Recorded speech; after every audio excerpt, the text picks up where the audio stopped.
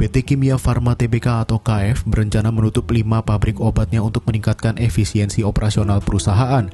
BUMN Farmasi ini beralasan utilisasi 10 pabrik yang mereka miliki saat ini rata-rata di bawah 40%. Diketahui beberapa waktu belakangan, 2 badan usaha milik negara di sektor farmasi yakni PT Indofarma Tbk dan PT Kimia Farma Tbk tengah mendapat sorotan lantaran adanya kerugian beruntun akibat kesalahan tata kelola usaha hingga dugaan fraud atau rekayasa jahat pada anak usaha.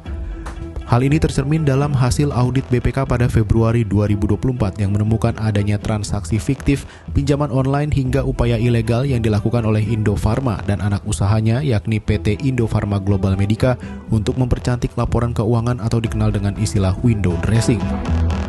Tak hanya itu, Kementerian BUMN juga mengendus rekayasa keuangan yang dilakukan entitas anak usaha Kimia Farma yakni PT Kimia Farma Apotek. Perseroan juga menghadapi persoalan efisiensi terkait kepemilikan pabrik yang tidak sesuai kebutuhan bisnis.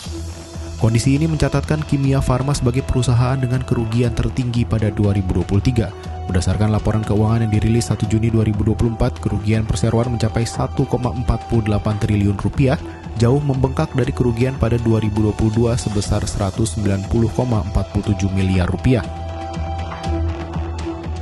Sementara Indofarma mencatatkan kerugian sebesar 605 miliar rupiah sepanjang 2023, meningkat dari tahun sebelumnya 428 miliar rupiah.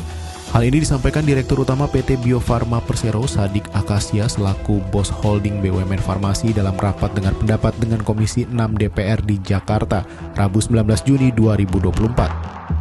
Kerugian yang dialami Indofarma berimbas pada likuiditas dan menyebabkan perusahaan gagal membayar utang-utangnya kepada mitra bisnisnya. Kesulitan keuangan ini berdampak hingga perusahaan tak dapat membayar gaji dan tunjangan hari raya kepada karyawannya. Bahkan terungkap PT Indofarma Global Medica menggunakan nama pribadi para karyawan dalam melakukan pinjaman online dengan indikasi kerugian perusahaan 1,26 miliar rupiah.